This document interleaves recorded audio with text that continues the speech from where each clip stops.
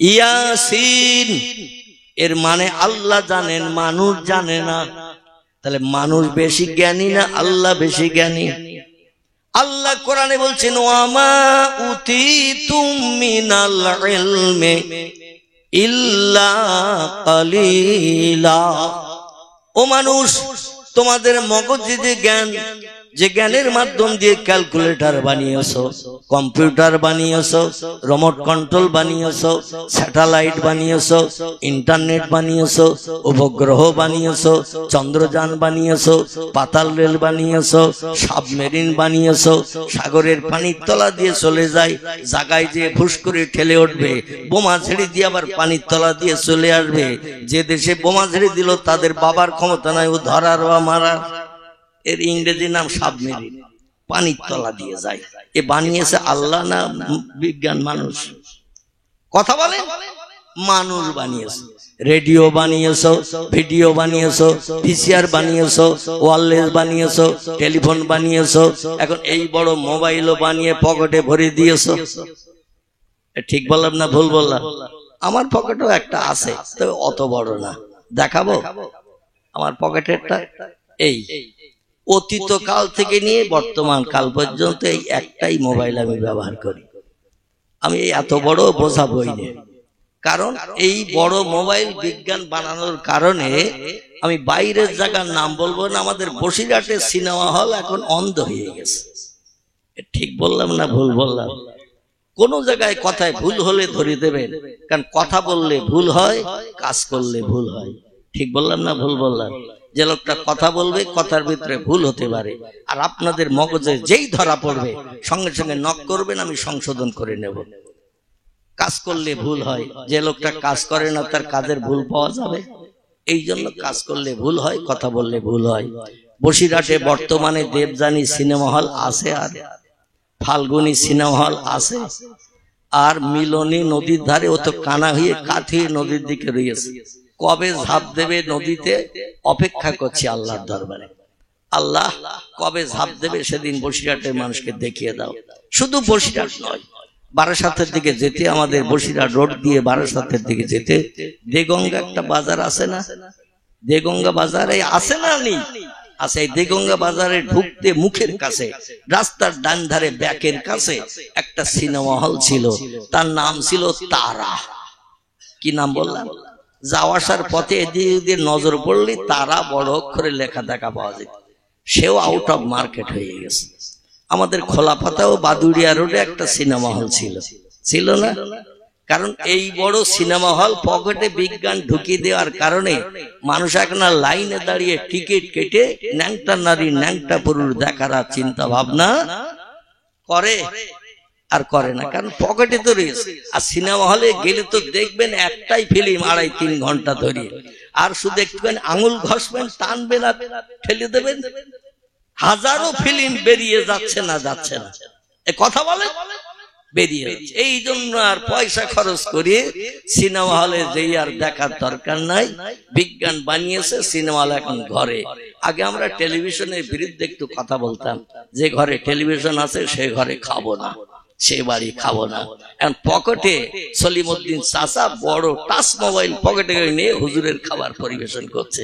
এখন হুজুর যদি বলে তোর পকেটে তো বড় সিনেমা হল, দেবযানীর থেকেও বড়, তোর বাড়ি কি করে খাই? না কি এখন রোজা রেখে বাড়ি যেতে হবে না? হবে না? এই হুজুরের না খেয়ে রোজা রেখে বাড়ি যেতে হবে না? হবে না? আহারে, দুনিয়ার রং শয়তান কি করে পাল্টে দিয়ে ইমানদারদের বেঈমান বানাচ্ছে, একটু বুঝতে পেরেছেন?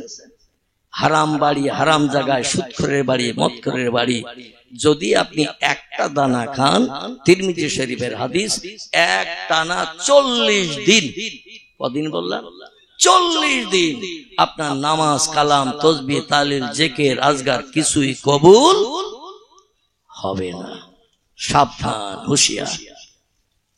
আমার ভাইরা, আল্লাহ কোরআনে সূরা বাকারায় জানাচ্ছেন, বিসমিল্লাহির রহমানির রহিম, ইন্নাল্লাযীনা কাফারু ওয়া কাযযাবু বিআয়াতিনা উলাইকা আসহাবুন নারি হুম ফিহা খালিদুন। জোরে বলুন আল্লাহু আকবার। আলিফ লাম মিমের পরে আল্লাহ জানিয়ে দিলেন যে সেন্টেন্স বাক্য আয়াতটি, সেটি হলো যালিকাল কিতাবু লা রাইবা ফিহি। আমার কোরআনের ভিতরে যত বিষয়ে তথ্য পরিবেশন করা হয়েছে, যত ঘটনার কথা উল্লেখ করা হয়েছে, অতীতকালের যা কিছু তথ্য পরিবেশন করা হয়েছে, ভবিষ্যৎকালে পৃথিবীতে যা কিছু হবে, সব তথ্য হলো লা রাইবা ফিহি। কোন তথ্যের ভিতরে শস্য দানা পরিমাণ সন্দেহ নাই। যা কিছু ভরা আছে কোরআনে, ইট ইজ ট্রু ফ্যাক্ট। কোরআনের সব কথাগুলো সত্য। আল্লাহ বলেন এটা অন্তরে আগে বিশ্বাস করো, মগজ আগে গ্রহণ করো, তারপর আমার কোরআনের কথা থেকে জ্ঞান নিতে শুরু করো। আগে বিশ্বাস করো কোরআনের ভিতরে কোরআনের মালিক আল্লাহ যা কিছু ভরে দিয়েছেন সব কিছু সত্য। এরপরও যদি পৃথিবীর মানুষ বিজ্ঞানের উন্নতিতে আত্মহারা হওয়ার কারণে যদি আল্লাহর কোরআন সম্পর্কে সন্দেহ পোষণ করে, মিথ্যা দোষারোপ করে, মিথ্যা কথা এমন করে বলতে চায়, আল্লাহ বলছেন ইন্নাল্লাযীনা কাফারু, আমাকে যারা স্রষ্টা বলে মান্যতা দিল না, প্রভু বলে স্বীকার করলো না, ওয়াকাজ্জাবু বিআয়াতিনা, আমার কোরআনের কথাগুলোকে মিথ্যা ভুল ধারণা করলো, উলাইকা আসহাবুন নার, এরা হবে জাহান্নামের ইন্ধন, এরা হবে জাহান্নামের কাঠ, ওহুম ফিহা খালিদুন, আর যুগ যুগ ধরে জাহান্নামের আগুনে দগ্ধ হবে। তাই মনে মনে ধারণা করো না আগুনে 2-5 ঘন্টা পড়ালে মরে যাব, মরার পরে যত ঘন্টা আল্লাহ জ্বালায় জ্বালাবে, মরার পরে তার আযাব কষ্ট কিছুই বুঝবো না। আল্লাহ বলছেন শোনো, লা ইয়ামুতু ওয়ালা ইউদরিস ফিহা, জাহান্নাম এমন কোয়ালিটির করে আমি আল্লাহ বানিয়েছি, বান্দা যুগ যুগ ধরে দগ্ধ হবে, পুড়বে, কিন্তু মরণ কোনদিন হবে না। ওয়ালা ইখরিস ফিহা, আর কোন বন্দী এসে বলবে না এতদিন তোর খোঁজ পাইনি, তাই তোর সম্পর্কে কোনো চিন্তা করিনি, গতকাল তোর সন্ধান পেয়েছি, খোঁজ পেয়েছি জাহান্নামে আছিস, আজকের দরজায় এসে গেছি, তোরে বাইরে বার করে স্বস্তি দেব, আগুনে আর দগ্ধ হতে হবে না। এমন বন্ধু কি জাহান্নামীদের কেউ হবে? ইয়াউমা ইয়াফিরুল মারউ মিন আখিহি, আল্লাহ বলছেন যেদিন হাসরের মাঠে সব দেশের বান্দাদের একত্রিত করব, সেদিন বাপ ছেলের চিনবে না, ছেলে বাপের চিনবে না, মা মেয়ের চিনবে না, মেয়ে মায়ের চিনবে না, ভাই বোনের চিনবে না, বোন ভাইয়ের চিনবে না। ও সাহেবাতিহি ওয়া বানিহি, নিজের কন্যা সন্তান, নিজের পুত্র সন্তান পর্যন্ত বাপকে পরিচয় দেবে না, বাপও ছেলে বলে মাও মেয়ে বলে পরিচয় দেবে না। সেদিন একমাত্র বান্দাদের উপকারের দায়িত্ব থাকবে, আমি কুদরতিওয়ালা স্রষ্টা, আমার নাম হলো আল্লাহ। কে হবে? আল্লাহ হবেন সেদিন বান্দাদের উপকারকারী, এছাড়া আর কেউ থাকবে না। আমার ভাইরা, এই জন্য আজকের বিশ্বনবী মুহাম্মদ রাসূলুল্লাহ সে আল্লাহর শক্তি ক্ষমতা সম্পর্কে মানুষের মগজে ঢুকিয়ে দিয়ে ইমানদার মুমিন কলেমাধারী মুসলমান বানানোর জন্য এখান থেকে 1450 বছর আগে মক্কা মুকাররমার কাবা ঘরের পার্শ্বস্থ পূর্ব দিকে একটি পাহাড়ের উঁচু ঢিবিতে সমতল একটি জায়গা, সেখানে মামিনার একটি কুড়ে ঘর ছিল। ঘরটি ছিল খেজুরের পাতার মাঝখানে ডাটা দিয়ে বেড়া দেওয়া। খেজুরের পাতার মাঝখানে দেখবেন মোটা ডাটা আছে না, দুই পাশে পাতাগুলো সব ডাটার সঙ্গে জোড়া, এই মাঝখানে ডাটা দিয়ে বেড়া দেওয়া। দরজা ছিল ঘরের দুটি, একটি দরজা হলো পশ্চিম দিকে কাবা শরীফের দিকে, আরেকটি দরজা উত্তর পূর্ব কর্নারে। একটা একটাই মাত্র ঘর, ছোট্ট ঘর। এই ঘরের দরজা ছিল দুটি, একটি সদর দরজা ছিল পশ্চিম দিকে, একটি ছিল উত্তর পূর্ব কর্নার দিকে, পাহাড়ি এলাকার দিকে।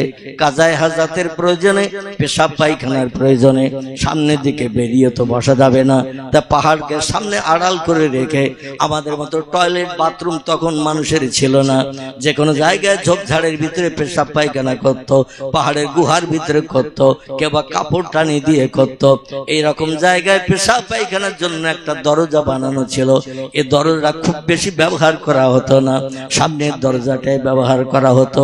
এখনো যদি মক্কা শরীফে আপনি যান, সেই দরজা দুটি এখনো দেখার সুযোগ পাবে। দেখতে দেখতে 1450 বছর হয়ে গেছে। সৌদি সরকার প্রধান ফটকের সামনের দরজাটা যে কোনো মানুষ দেখলেই চিনতে পাবে দরজাটা লক আপ করা রয়েছে। আর উত্তর পূর্ব কর্নারের দরজাটি এখন ওয়াল দিয়ে, দেওয়াল দিয়ে আলাদা করা রয়েছে। ওই ঘরের ভিতরে এখন আর কোনো মানুষ বাস করে না। ঘরটার উপর একটা বড় সাইনবোর্ড লাগানো আছে, তাতে লেখা আছে মাকাতেবুর রাসূল সাল্লাল্লাহু আলাইহি সাল্লাম, আরবি ভাষায় লেখা। এর বাংলা অর্থ হলো পয়গম্বর মুহাম্মদ রাসূলের জন্ম ঘরটা এখন কিতাব রেখে লাইব্রেরি বানানো হয়েছে। জোরে বলুন একটু সুবহানাল্লাহ।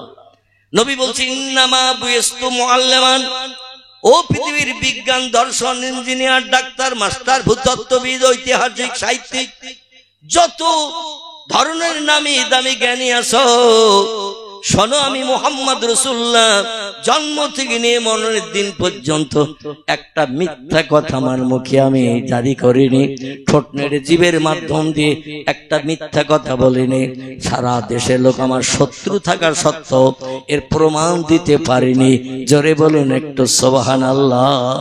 সেই সত্য পয়গম্বর আমি বলছি, আল্লাহ পাক আমাকে তামাম বিশ্ববাসীর শিক্ষক হিসাবে, টিচার হিসাবে, প্রফেসর হিসাবে, অধ্যাপক, অধ্যক্ষ করে পৃথিবীতে আমারে পাঠিয়েছে। আমার মতো জ্ঞান অতীতে কারো ছিল না, বর্তমানে কারো নাই, ভবিষ্যতে কোনো নাতি নাতকুড়েরও হবে না। আমি হলাম পৃথিবীর সেরা জ্ঞানী। জোরে বলুন একটু সুবহান। আচ্ছা, পৃথিবীর সেরা জ্ঞানী যদি পয়গম্বর হয়, আসমানের সেরা জ্ঞানী কে? যিনি বলছেন খলাকাস সামাওয়াতি ওয়াল আরদ, মাথার উপরে যে নীল আকাশ দেখো, ও তোমার কোন বিজ্ঞানের বাপ বানায়নি, ইঞ্জিনিয়ার বানায়নি, ডাক্তার মাস্টার বানায়নি, বানিয়েছে আকাশ। ওরা তো আল্লাহর নবীর কাছে জ্ঞানে একেবারে শিশুর থেকেও নগণ্য, সদ্যজাত বাচ্চার মতো। যদি বলেন এত নামি দামি জ্ঞানী ব্যক্তি রিসার্চ করে, গবেষণা করে, এত যন্ত্রপাতি মেশিনারি বানিয়ে বিশ্ববাসীকে আনন্দে আত্মহারা করে দিয়েছে, আর আপনি হুজুর বলছেন বিজ্ঞানের জ্ঞান শিশুর থেকেও কম, ব্যাপারটা তো বুঝলাম না। তাহলে গোটা কয়েক তথ্য দিলে মেমোরি সাফ হবে। দেব তথ্য না থাকবে? দেব। বিজ্ঞানীদের বলেন আকাশ কটা, ওরা এতে কাবে নিয়ত করবে। ঠিক বললো না ভুল বললাম? ওরা তত্ত্ব দিয়েছে ভূগোল বইতে, বহুদূর ফাঁকা, তাই নীল মতন দেখায়, আসলে আকাশ বলতে কিছুই নাই। আমি যদি বলি কোরআনে সূরা বাকারা আল্লাহ বলছেন হুয়াল্লাযী খলাকা সাবআ সামাওয়াতিন তিবাকা। জোরে বলুন একটু আল্লাহু আকবার। কোরআনের প্রথম সূরা আলিফ লাম মিম থেকে যে সূরা শুরু হয়েছে, এই সূরাটির নাম হলো সূরাতুল বাকারা। 3 নম্বর পৃষ্ঠায় আল্লাহ পাক তথ্য দিয়েছেন। আবার কোন কোরআনে 15 লাইন আছে, তাতে 2 নম্বর পৃষ্ঠায় আপনি তথ্য পেয়ে যাবেন। হুয়াল্লাযী খলাকা সাবআ সামাওয়াতিন তিবাকা, আমি সেই আল্লাহ, আমি বানিয়েছি আকাশ, আমি বানিয়েছি জমিন, আমি বানিয়েছি পাহাড়, আমি বানিয়েছি সাগর, আমি বানিয়েছি ঝোপঝাড় জঙ্গল। কথাটা ঠিক না ভুল? যদি বলেন ঠিক না, তাহলে আপনি বলুন বিজ্ঞানীরা কেরা বানিয়েছে? আফ্রিকার দেশের বিশ্ববিখ্যাত জঙ্গল, নাম তার আমাজন। কি নাম বললাম? আমাজন জঙ্গল। হাজার হাজার হাজার হাজার একর বিঘে জমি। এ জঙ্গল বিজ্ঞানের কোন বাপ বানিয়েছে? Rousseau, Plato, Hegel, Montesquieu, Kant, ভয়েল, জার্নাল, মিলি, Thomas Carlyle, William Moore, Edward Gibbon, Goethe, Isaac Newton, Galileo বানিয়েছে কে? সব বিজ্ঞান থ হবে না, হবে না। ওরা বলছে বহুদূর ফাঁকা, তাই নীল মতন দেখায়। আসলে আকাশ বলতে কিচ্ছু নাই। আল্লাহ বলে পাগলের দল, ও শিশুর দল, ক্ষুধা লাগলে শুধু কাঁদিস, বলতে পারিস না মা ক্ষুধা লেগেছে দুধ দাও, মা পিপাসা লেগেছে পানি দাও।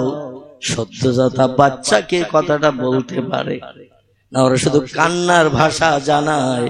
মা তখন বুঝতে পারে আমার বাচ্চার ক্ষুধা লেগেছে তাই কাঁদছে, পিপাসা লেগেছে তাই কাঁদছে। মা অনুভব করে দুধ কিংবা পানি দেয়। ঠিক না ভুল? আল্লাহ বলে সেই শিশু থেকেও তোরা নিম্ন। শোন শোন শোন, একটাও আকাশ তোরা দেখতে পেলি না, আর আমি আল্লাহ স্তরে স্তরে মাঝে মাঝে ফাঁকা দিয়ে দিয়ে আকার বানিয়েছি এই কটি। সাবওয়া সামাওয়াতেন তেবাকন। সাবা শব্দের অর্থ হলো সাত, সামা শব্দের অর্থ হলো আকাশ, তেবাক শব্দের বাংলা অর্থ হলো স্তরে স্তরে। মাঝে মাঝে ফাঁকা দিয়ে দিয়ে আল্লাহ আকাশ বানিয়েছে সাতটি। পৃথিবীর বিজ্ঞানীদের প্রশ্ন করেন দ্বিতীয় আসমানটা দেখতে কেমন? আচ্ছা, এতে কবে নিয়ত ভাঙবে? কথা বলে, ওরা বলে এখনো 9 দিন বাকি, এই শুরু করেছি কাল। 9 দিন পরে এসো, বেঁচে থাকলে কথা বলবো কি পালিয়ে যাব, চিন্তা ভাবনা 9 দিন করব। যদি জিজ্ঞাসা করা হয় তৃতীয় আসমানের রং কি, চতুর্থ আসমানের কালার কি, আবার ওদের কাছে যদি প্রশ্ন করেন ও বিজ্ঞানের দল, ইঞ্জিনিয়ারের দল, ডাক্তারের দল, মাস্টারের দল, ভূতত্ত্ববিদের দল, ঐতিহাসিকের দল, সাহিত্যিকের দল, একটু বলো কোন আসমানে কোন কোন নবী আছে, একটু বলো। দেবে তো তথ্য? একটু কথা বলে না, ঘুমোচ্ছে। আমি শেষ রাত্রে এসে মরিছি, একটু আগে ভাগে হলে বোধহয় ঘুম তখন আর লাগতো না। আমার ভাইরা, আকাশ সম্পর্কে কোনো ধারণাই তাদের নাই। আল্লাহ বলছেন তোমাদের যে জ্ঞান নাই, সে জ্ঞান আমি আল্লাহ আমার আছে।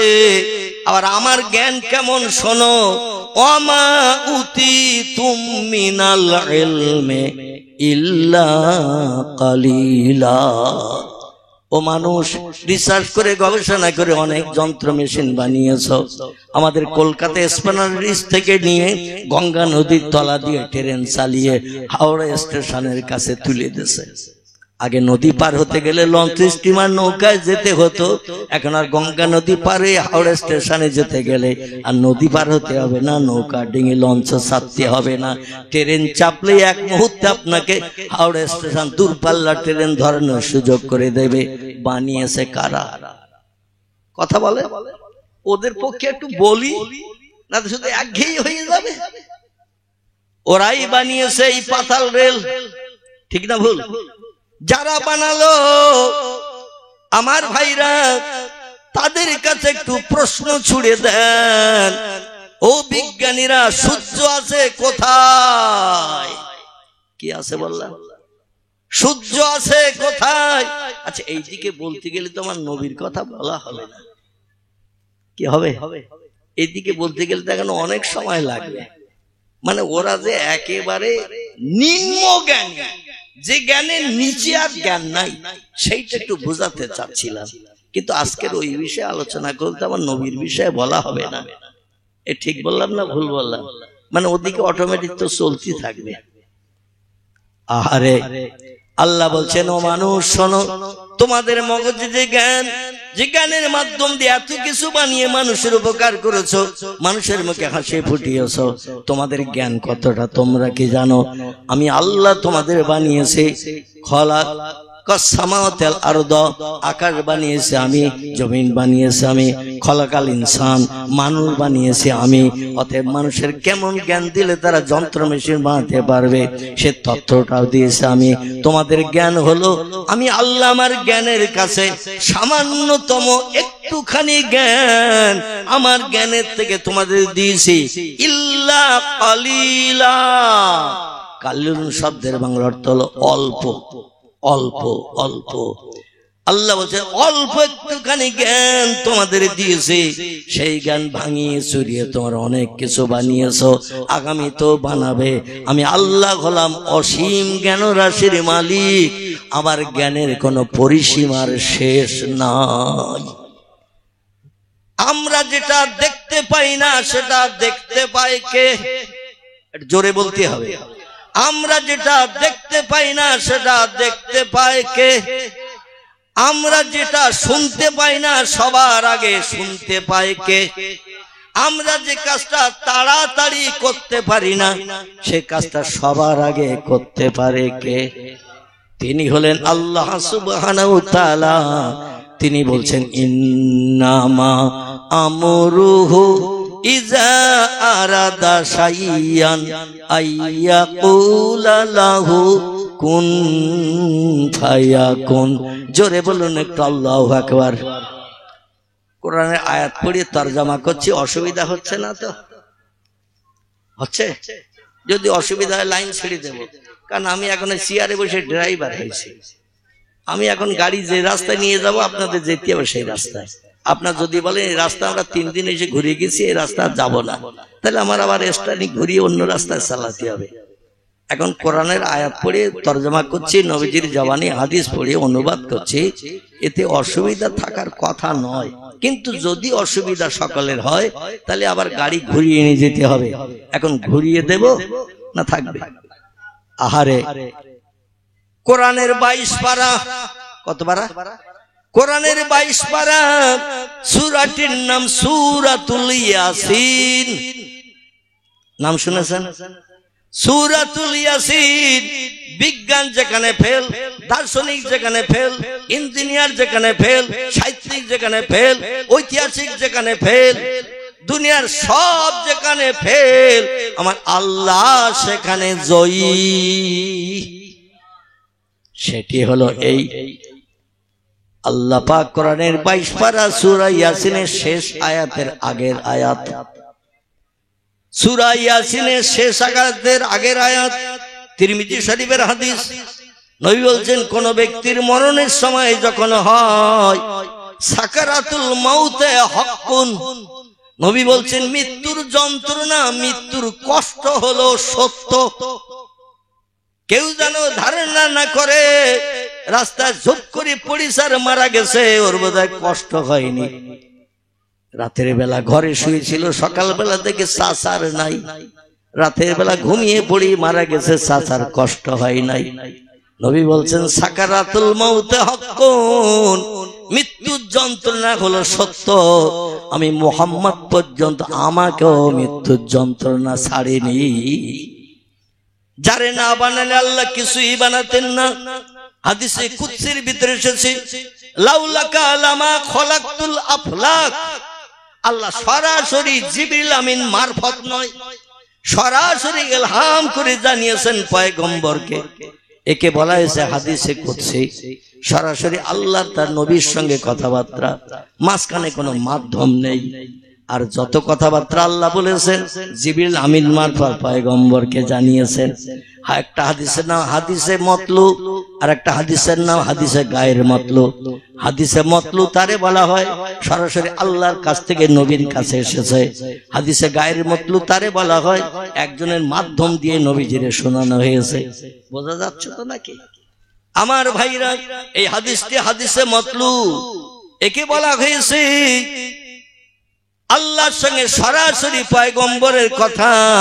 আল্লাহ বলেন লাউলাকা লামা খলাকতুল আফলাক, আমি আল্লাহ মুহাম্মদ রাসূলুল্লাহ তৈরি করার আগে কোনো সৃষ্টি বানাইনি, কিছুই বানাইনি।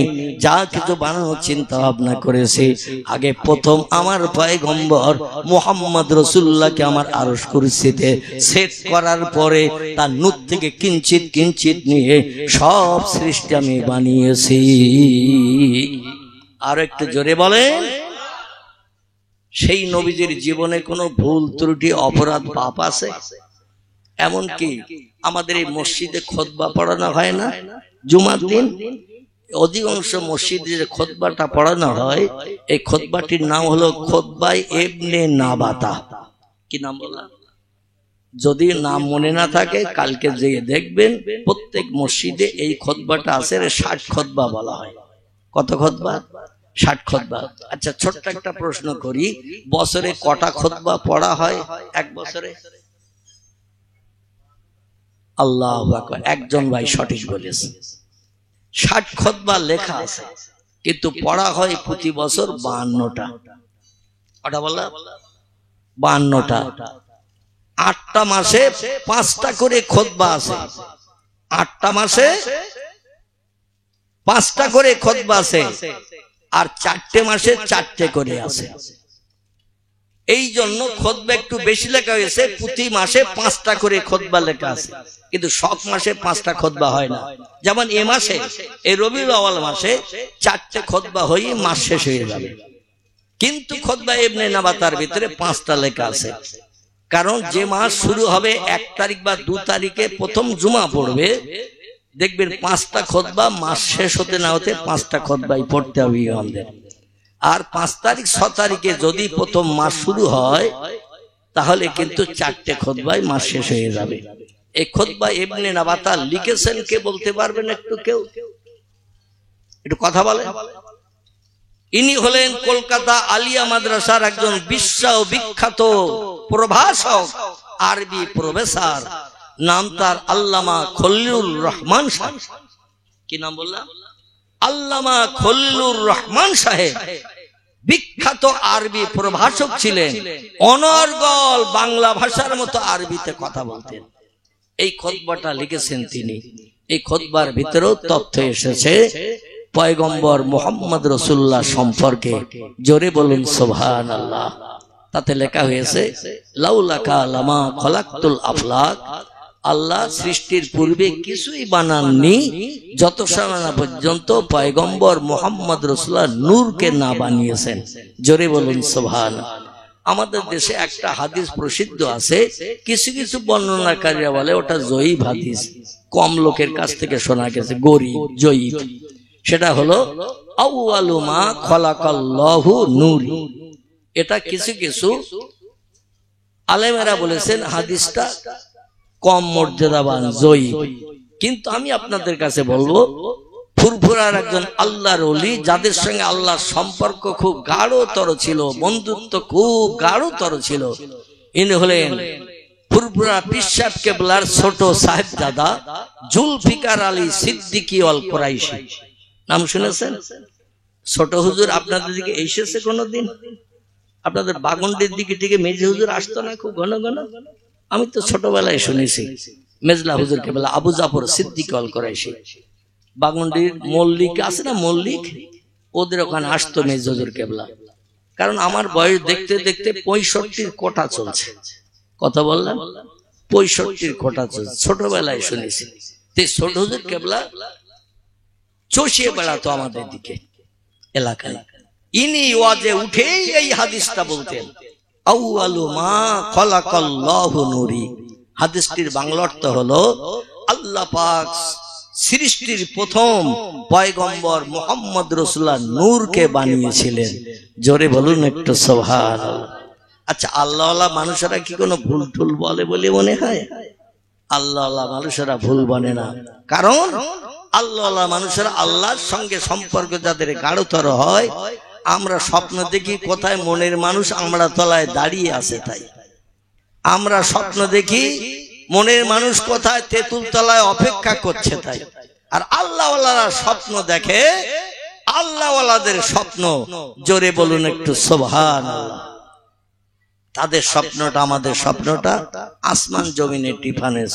পয়গম্বর তিরমিজি শরীফের হাদিসে, নাসাই শরীফের হাদিসে পয়গম্বর জানাচ্ছেন, কোন ব্যক্তি যদি আমি মুহাম্মদ রাসূলুল্লাহ স্বপ্ন যোগে আমারে দর্শন করতে চায়, আমার ইন্তেকালের পরে পৃথিবীতে যারা জন্মগ্রহণ করেছে তারা যদি আমি শ্রেষ্ঠ নেতা রাহবার কামলিওয়ালা আমারে যদি দেখতে চায়, রাতের বেলা শয়নসজ্জায় শয়ন করার আগে, খুব ভালো করে মুখস্থ করে নেন, এটা খুব কষ্টের কাজ না।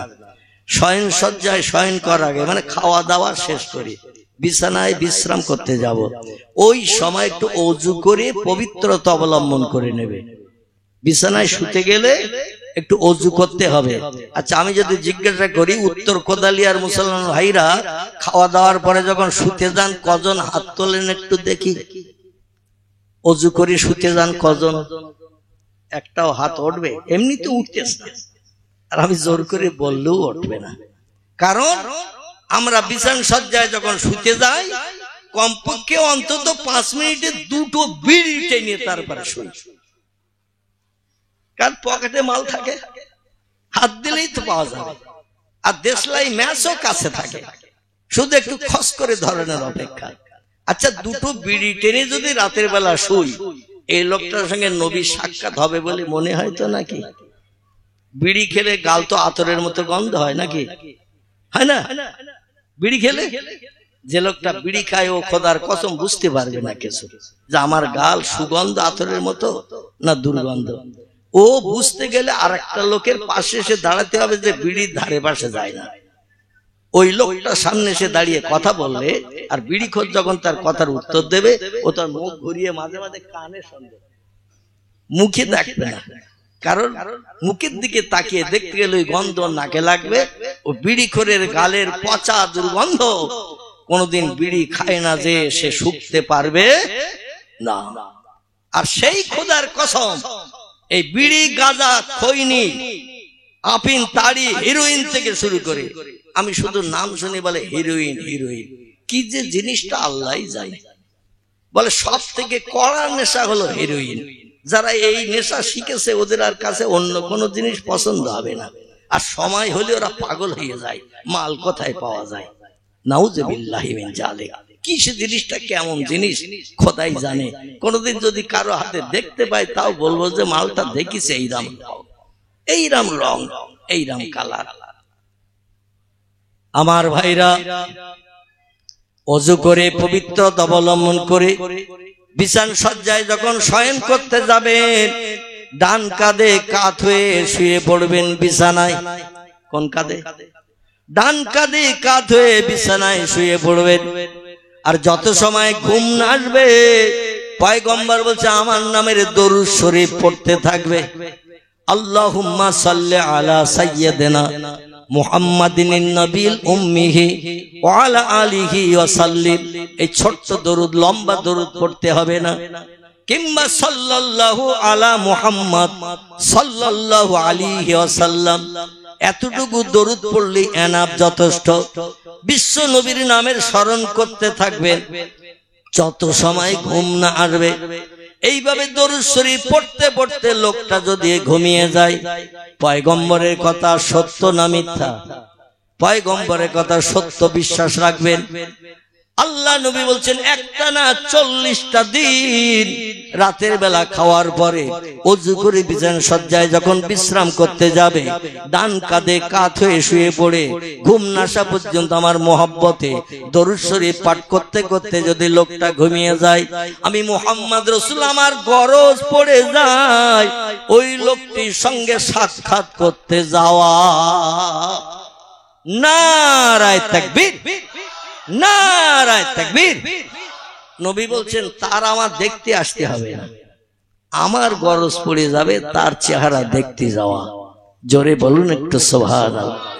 আচ্ছা, নবীর চেহারা দেখলে লোকটা জাহান্নামে যাবে তো বলে মনে হয়? কি বলে? রাসূল বলছেন মান রাআনি ফিল মানাম, যে লোকটি স্বপ্ন যোগে আমারে একটা বার দর্শন করলো, রাআল হাক্কু, সে আমারে সত্য দর্শন করলো। আর যে লোকটি একটা বার জিন্দা অবস্থায় আমারে ঘুমের ঘরে দেখার সুযোগ পেল, আল্লাহর 7 খানা জাহান্নাম তার জন্য হারাম হয়ে গেল। আল্লাহর আটখানা জান্নাতের যে কোনো দরজা দিয়ে লোকটা জান্নাতের ভিতরে ঢোকার পারমিশন পেয়ে গেল।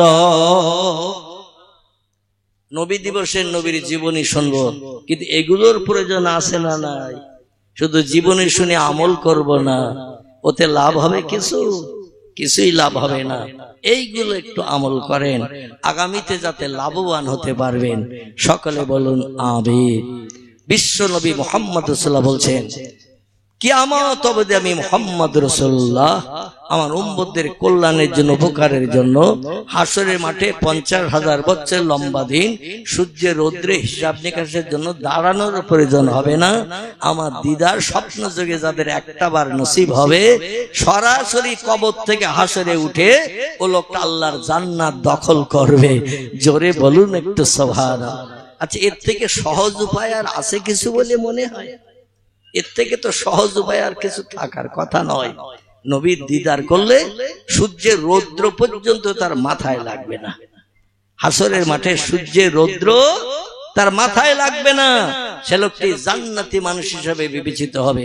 এখন আপনারা প্রশ্ন করতে পারেন, উত্তর কোদালের লোক, হুজুর লোকটা যদি মদ খায়, লোকটা যদি সুদের ব্যবসা করে, লোকটা যদি বিধবার দরজার কড়া নাড়া দেয় রাত 1টার সময়, লোকটা যদি কোনো ব্যক্তির প্রাণ নাশ করে তার বিবি বাচ্চারে বিধবা এতিম বানিয়ে দেয়, তার লোকটা জান্নাতে যাবে?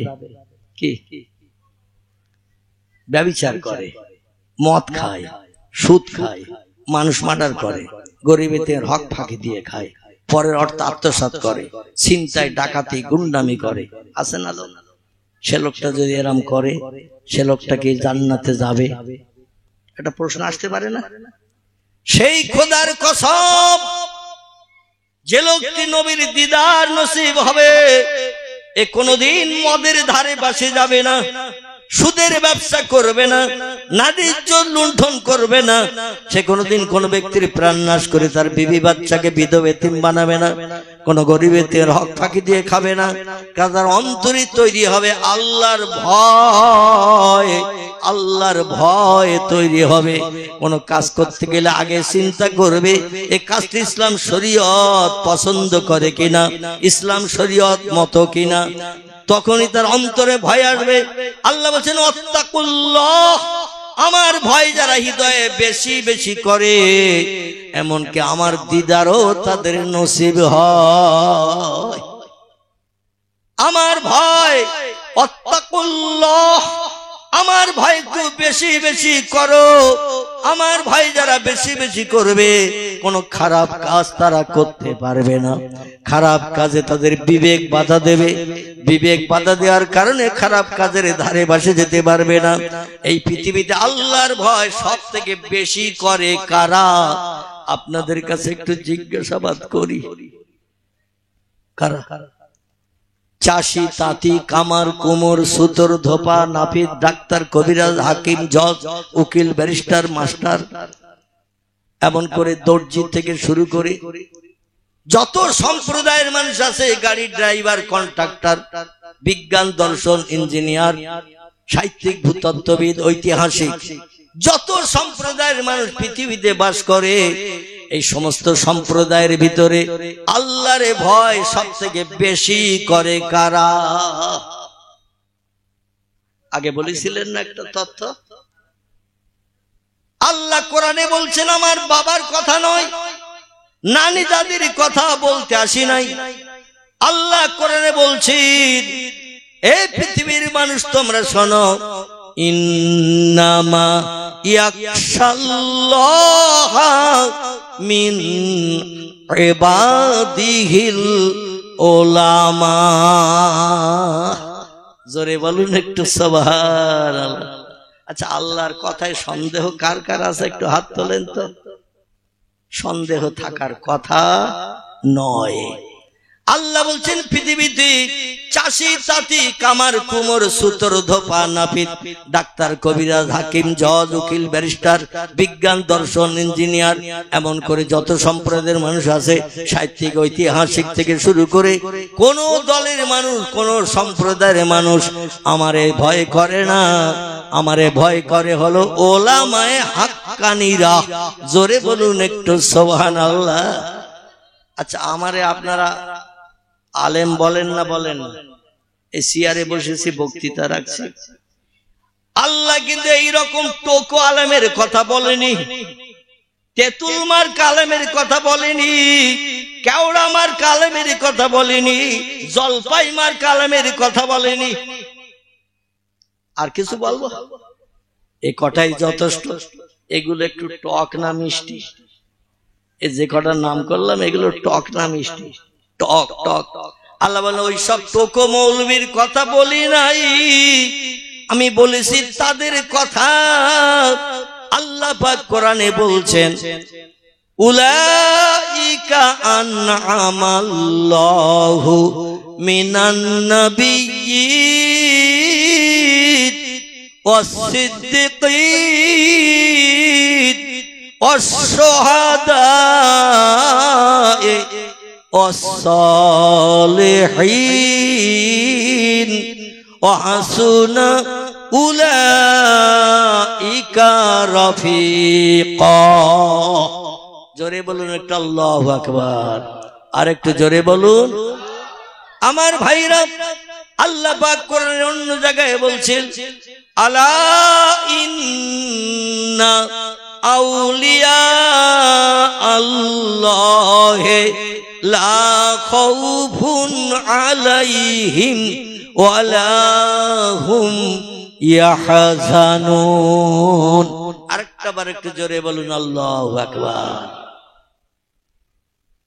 আমার ভাইরা দুটি আয়াত রেখেছি, এই দুটি আয়াতের বক্তব্য রেখে আমার পয়গম্বরের দিকে একটু এগিয়ে যাব।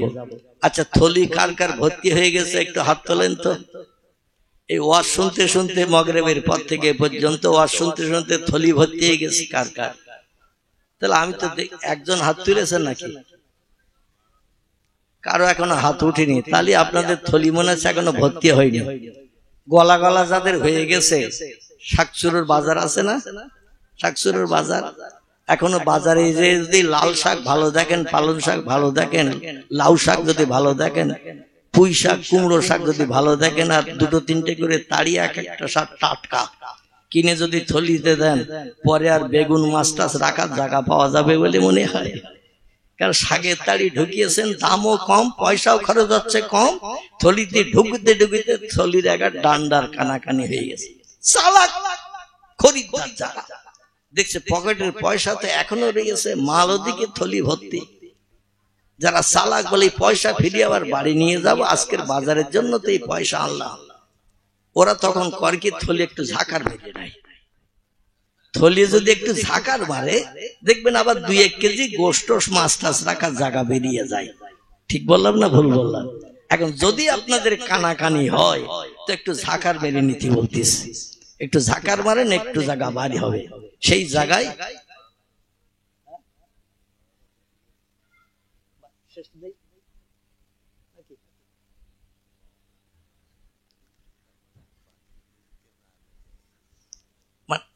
আগে তো আমার মানে আমার আগের বক্তা একটু জাল টেনিয়েছে।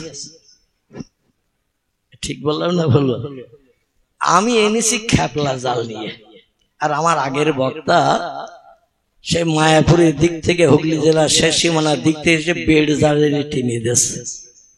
আচ্ছা বেড় জাল টানলে পুকুরে আর মাছ টাছ থাকে বলে মনে হয়? পুকুরে আর মাছ টাছ থাকে বলে মনে হয়? খ্যাপলা জাল ফেললে জাল তলাতে তলাতে অনেক মাছ চালাক তারা বেরিয়ে যায়, বা বিভিন্ন ঝোপ ঝাড়ের ভেতরে বাঁশের কুঞ্চি টুঞ্চি পোতাটা থাকলে তার ভিতরে জায়গা নাই। আচ্ছা বেড় জাল যখন টানে ও পুকুরের ভেতরে কুঞ্চি টুঞ্চি পোতা থাকে তো নাকি, পালা ছালা থাকে তো নাকি, ও আগে পালা তুলে নেয় তারপরে বেড় জাল টানে। এখন আমি এই খ্যাপলা জাল ফেললে আর মাছ উঠবে বলে মনে হয়? কি উঠবে বলে মনে হয়?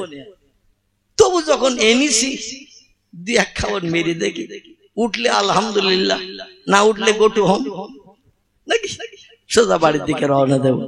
একটু মোহাব্বতে কলেমার যে কেরলা ইলাহা ইল্লাল্লাহ লা ইলাহা লা ইলাহা ইল্লাল্লাহু মুহাম্মাদুর। কাক ডাকে কাকা রবে, কাক ডাকে কাকা রবে, কোকিলের স্বর মধুর লাগে, ডাকে সেই শরতের হাওয়ায়, আল্লাহ ছাড়া মাবুদ নাই, বলো লা ইলাহা ইল্লাল্লাহ, লা ইলাহা, লা ইলাহা ইল্লাল্লাহ মুহাম্মাদুর রাসূলুল্লাহ। আয়াত দুটি খুব সংক্ষেপ, একবার মোরাল তত্ত্ব দিয়ে আমি আমার ভাই বিশেষ করে জনাব হাফেজ আব্দুল মালেক সাহেব, আমার খুব মহব্বতের মানুষ, তিনি আমাকে যে মন্তব্য করেছেন, যে কথাটা বলেছেন, সেদিকে আমি একটু এগিয়ে যাব। পৃথিবীতে আল্লাহকে সবথেকে ভয় করে দুটি দলের মানুষ। খুব সংক্ষেপ করে বলছি, মেমোরিতে জমা করেন। পৃথিবীতে যত দলের মানুষ আছে, এই দলের ভিতরে দুটি দলের মানুষ আল্লাহকে সবথেকে বেশি ভয় করে। একটি দলের নাম হলো নবী আম্বিয়ার দল, একটি দলের নাম হলো অলি আউলিয়ার দল। কটা দল হলো? দুটি দল। এছাড়া আর কোন দলের মানুষ আল্লাহরে বেশি ভয় করে না। নবীরা জীবন উৎসর্গ করেছে আল্লাহর জাহান্নামের ভয়ে, আল্লাহর হুকুমের মর্যাদা দিতে। নবীরা পৃথিবীতে কলেমা দাওয়াত দিতে মার খেয়েছে না খায়নি, অত্যাচার সহ্য করেছে না করেনি, জীবন নিয়ে টানাটানি হয়েছে না হয়নি, শুধু আল্লাহর রাজি করতে যে আল্লাহর জাহান্নামের ভয় হৃদয়ে গাঢ়তর করেছিল। এজন্য সবথেকে বেশি ক্ষতিগ্রস্ত হয়েছে নবীর দল। আরেকটি দলের মানুষ পৃথিবীতে আল্লাহর ভয় বেশি করেছে বা এখনো করছে, তারা হলো অলি আউলিয়ার দল। নবী হলো এক বচন, আম্বিয়া হলো বহু বচন। একজনকে বলা হয় নবী, বহুজনকে বলা হয় আম্বিয়া। একজনকে বলা হয় অলি, বহুজনকে বলা হয় আউলিয়া। বোঝা গেল? অলি একজনকে বলা হয়, বহুজনকে আউলিয়া বলা হয়। আল্লাহ বলছেন, এই পৃথিবীর মানুষ আমার সঙ্গে তাদের সম্পর্ক সব থেকে বেশি ভালো, গাঢ়তর যারা পৃথিবীতে অলির তবকায় পৌঁছে গেছে, আউলিয়ার তবকায় পৌঁছে গেছে, তারা হলো আমার সব থেকে প্রেমিক বান্দা। তাদের বিপদে মুসিবতে দুঃখে দুর্দশায় অভাবের সমস্যায় কোনো ভয় নাই, ওয়ালা তাহজান ওয়ালা তাখাফ। তাদের কোনো ভয় নাই, চিন্তা নাই। সব সমস্যার দায়িত্ব, সমাধানের দায়িত্ব আমার কুদরতি হাতে আমি নিয়েছি। জোরে বলুন একটু সুবহানাল্লাহ। এই জন্য এই নবী রাসূলেরা কোন পুলিশ মিলিটারি দারোগা ওসি সাহেবের কাছে যায় না, অলি আউলিয়ারাও কোন পুলিশ মিলিটারির কাছে যায় না, ওসি সাহেবের কাছে, এসপির কাছে যায় না। আল্লাহ তাদের জন্য এনাফ, যথেষ্ট। জোরে বলুন সুবহানাল্লাহ। পয়গম্বর মুহাম্মদ রাসূলুল্লাহ কম বেশি 53 বছরের মতো জন্ম থেকে নিয়ে কিছুদিন বাদ 53 বছরের মতো মক্কা নগরীতে ঘাত প্রতিঘাতের মাঝখানে ছিলেন। তো তিনি আল্লাহ ছাড়া আর কার কাছে হাত পেতেছেন? আল্লাহ ছাড়া আর কারো কাছে হাত পাতেনি। তার সমস্যার সমাধান করিয়েছেন কে? আল্লাহ করিয়েছেন। যে ছেলেটা জন্মের আগে বাপ হারা, 6 বছর বয়সে মা হারা, 8 বছর 6 মাস 16 দিন বয়সে দাদা হারা, চাচারাও তারে খুব ভালো চোখে দেখতো না, এই রকম এক পরিস্থিতিতে উট ভাড়া দুম্বা চড়িয়ে মাঠে রাকালগিরি করে আস্তে আস্তে মানুষ হয়েছে। আল্লাহ তারে মদিনার দেশে পাঠিয়ে সারা মুসলিম জাহানের বাদশা বানিয়েছেন। কে বানিয়েছেন? যার জায়গা নাই, জমি নাই, ঘর নাই, বাড়ি নাই, ব্যাংক ব্যালেন্স নাই, ব্যবসা নাই, খেজুর বাগান নাই, কিচ্ছু নাই, সেই লোকটা কি বাদশা হতে পারে? পারে? কিচ্ছু নাই যার। এখন ভোটে জিততে গেলেও 20-30 লাখ টাকা খরচ করতে হচ্ছে। ঠিক বললাম না ভুল বললাম? ভোটে জিততে গেলেও 20-30 লাখ খরচ করতে হচ্ছে, 5 বছরে 5 ডবল আন্ডারগ্রাউন্ড করব। এখানকার লোক না, আমাদের অধিকার কথা বলছি। 5 বছরে 5 ডবল আন্ডারগ্রাউন্ড করব, এখন একটু বাড়তি খরচ করি, তারপরে পরে এক হাতে করে চাষ করব ইনশাআল্লাহ, অসুবিধা নাই। কিন্তু পয়গম্বর মুহাম্মদুর রাসূলুল্লাহ সাল্লাল্লাহু আলাইহি ওয়াসাল্লাম তিনি রাষ্ট্র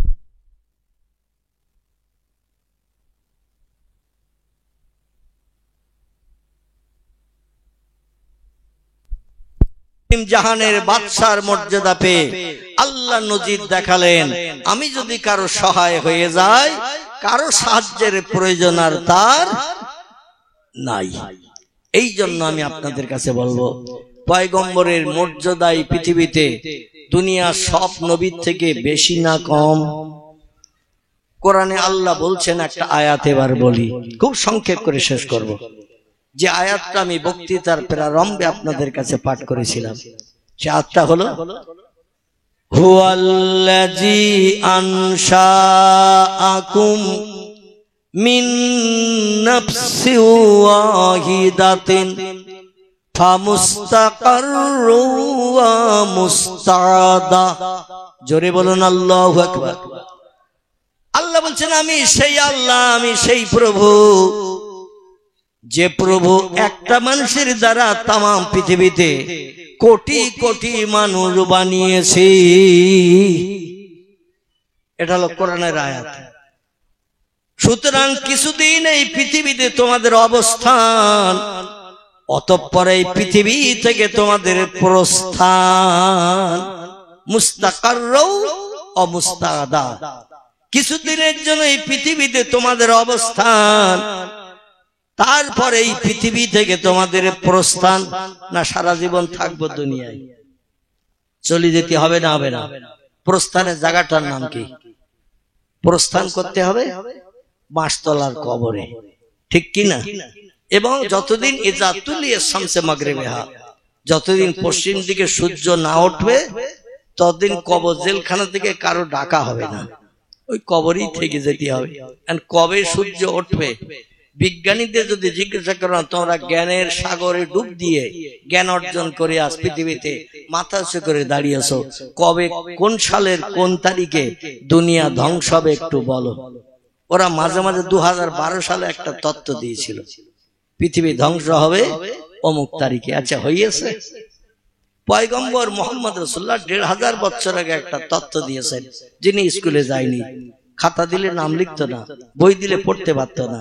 তিনি বলেছেন, দুনিয়া ধ্বংস হবে, এজা তাকুমুস সাআত, পৃথিবী একদিন ধ্বংস হবে, চিরস্থায়ী পৃথিবী থাকবে না। তবে সেদিনটা হবে আরবি নববর্ষ, ইংরেজি বছরের নাম করেনি, ইংরেজি মাসের নাম করেনি, বাংলা বছরের নাম করেনি, বাংলা মাসের নাম করেনি। নবী আরবি বছর আরবি মাসের নাম করেছেন। জোরে বলুন সুবহানাল্লাহ। আগামী যদি দীর্ঘজীবী হন, বেঁচে থাকার সুযোগ পান, দেখে নেবেন নবীর কথা বাস্তবে সত্য হয় কি মিথ্যা হয়। বিজ্ঞানীদের জিজ্ঞাসা করলে তথ্য দিতে পারেনি এবং পারবে না, মাঝে মাঝে ভুয়া তথ্য দেয়, সেদিন দিনটা চলে খুব ভালো, ঝড়ও হয় না, পানিও হয় না, কিচ্ছু হয় না, সেদিনটা ভালো চলে যায়, মানে কোনো নমুনাই পাই না। আর পয়গম্বর জানিয়ে দিয়েছেন, আরবি নববর্ষ প্রথম মাস, মাসটির নাম হলো মুহররম। এই মুহররমের 10 তারিখ হবে, সেদিন 12 জুমার দিন, শুক্রবার হবে। পৃথিবী আল্লাহ বানিয়েছিলেন, প্রথম পৃথিবী বানিয়েছিলেন জুমার দিন। আবার এই জুমার দিন আল্লাহ দুনিয়া শেষ করবেন, সেদিন হবে শুক্রবার, মুহররমের 10 তারিখ। আরবি প্রভাষক, ঐতিহাসিকেরা, ইসলামী জ্ঞান যাদের আছে, মাঝে মাঝে এরই ভিতরে মুহররমের 10 তারিখ শুক্রবার হয়ে গেছে, গেছে না যায়নি? মুহররমের 10 তারিখ অনেক বছরে শুক্রবার হয়েছে।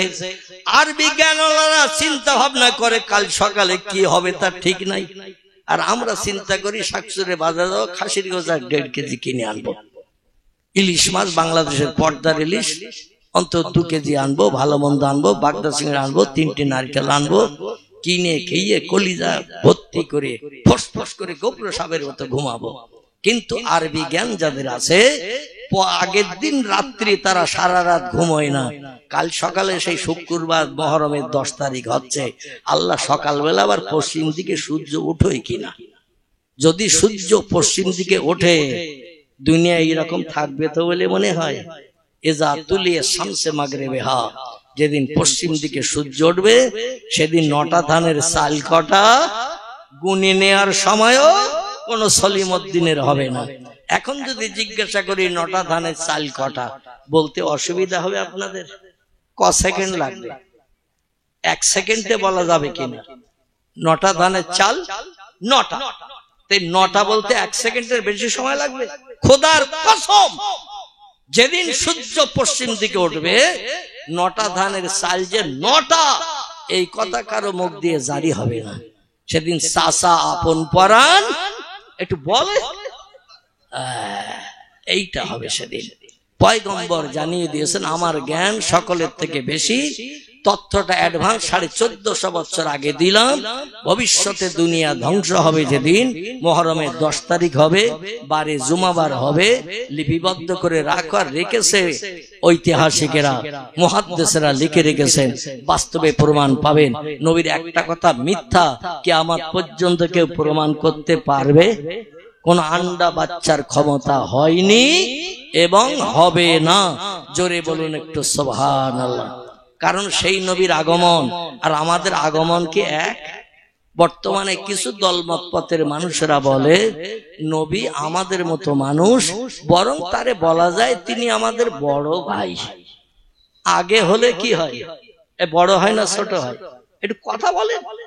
যে মায়ের পেট থেকে প্রথম হয় সে বড় হয় না, তো শেষে হয় সেইটি বড় হয়।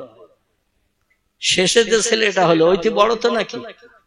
প্রথম যে হয়েছে সেই বড়। তা বলছে নবী 1450 বছর আগে মক্কায় জন্ম নিয়েছিল, আমরা 1450 বছর পরে হয়েছি, এই জন্য আমরা ছোট, উনি আমাদের বড় ভাই।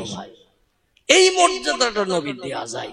উনিও কাদামাটির মানুষ, আমরাও কাদামাটির মানুষ।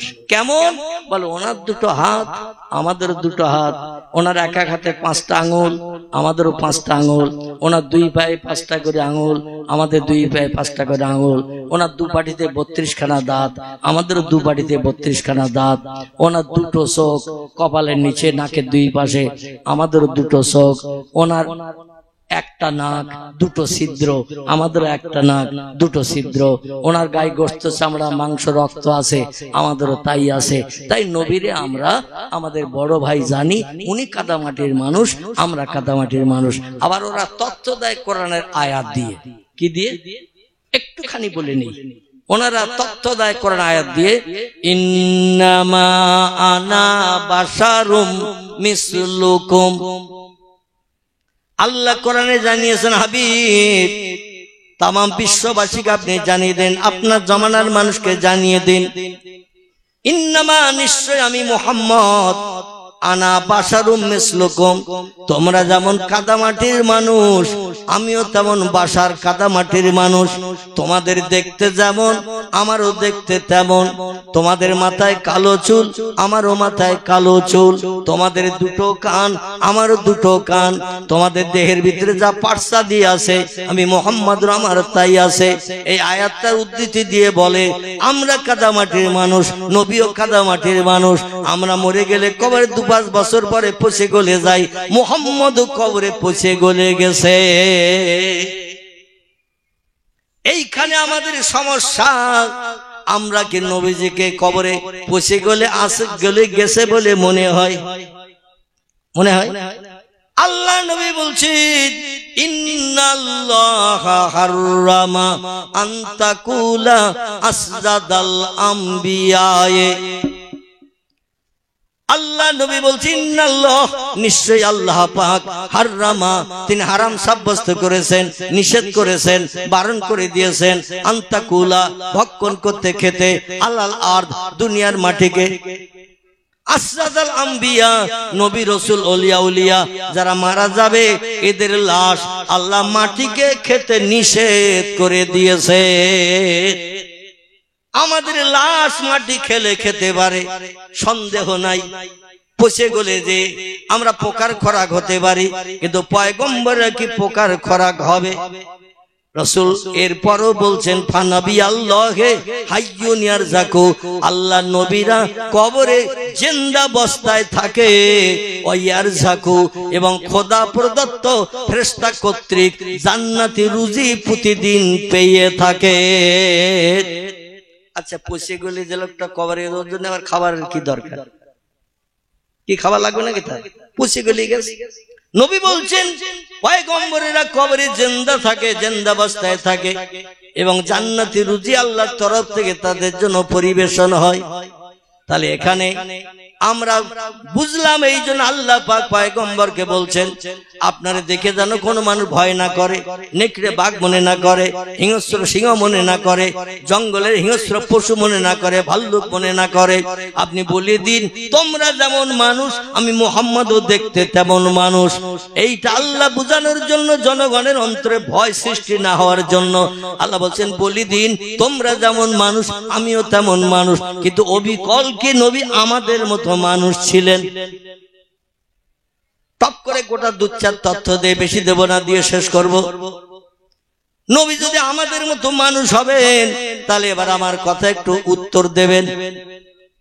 আমাদের জন্মের সময় যখন পৃথিবীতে মেয়েদের পেন হয়, যন্ত্রণা হয়, প্রসব বেদনা হয়, পাড়ার ধাত্রী যারা মেয়ে প্রসব করায় তাদের ডাকা হয় না, ঢাকা হয় না।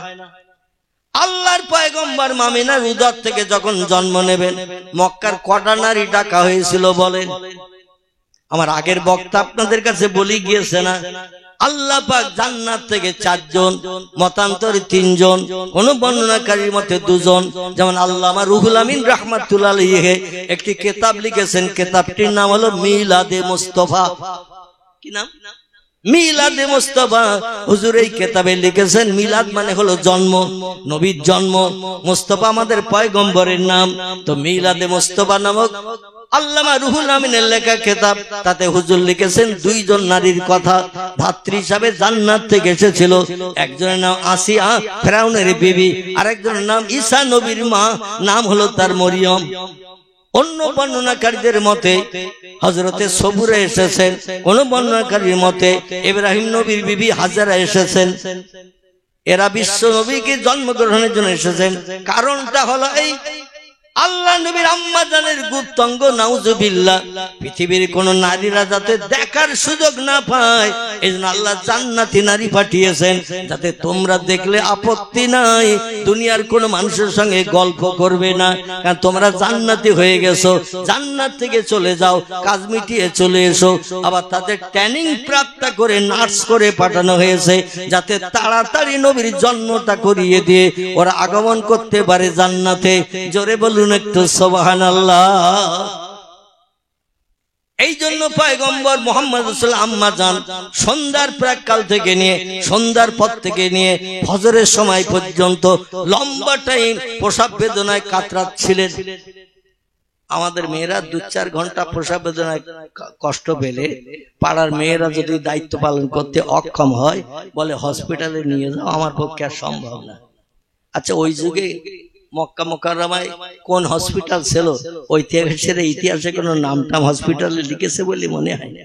শুধু তাই নয়, পয়গম্বর আম্মা জান যে প্রসব বেদনায় কষ্ট পাচ্ছেন রাতের বেলা সন্ধ্যার পর থেকে নিয়ে ফজর পর্যন্ত, আবু জেহেলের বিবি জানে না, আবু লাহাবের বিবি জানে না, উমাইয়া বিন খালফের বিবি জানে না, হারিসের বিবি জানে না, মুকাব্বিবের বিবি জানে না, হামজার বিবি জানে না, আব্বাসের বিবি জানে না, আবু তালেবের বিবি জানে না।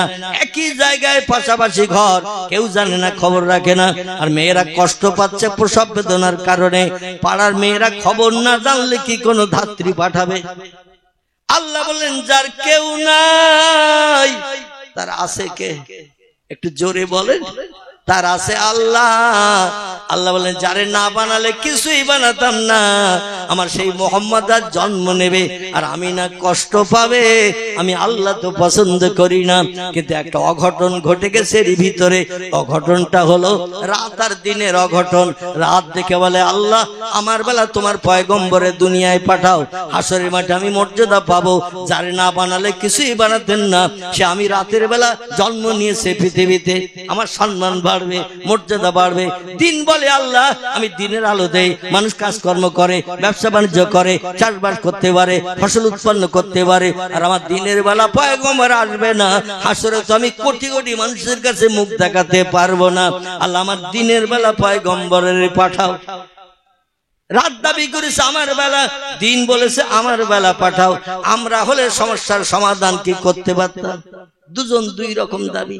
দিন বলছে আমার বেলা নবী আসুক, রাত বলছে আমার বেলা আসুক।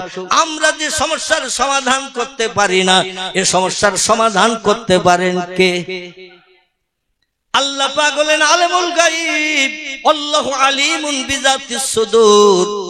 আল্লাহ হলেন অসীম জ্ঞান রাশির মালিক, অন্তরের বান্দার গোপন খবরও যিনি জানেন।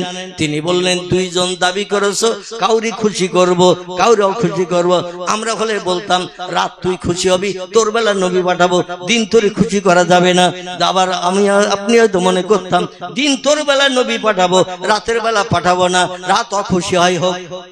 আল্লাহ বলেন দুইজন যখন দাবি করেছে, দুইজনকে খুশি করব। আমার নবীর আগমন হচ্ছে, আমি কাউকে অখুশি করব না। তার কারণ হলো মক্কা নগরীতে নবীর আগমনের সময় তিনজন নারী চোখের পানিতে বুক ভাসিয়ে কাঁদছিলেন। কজন?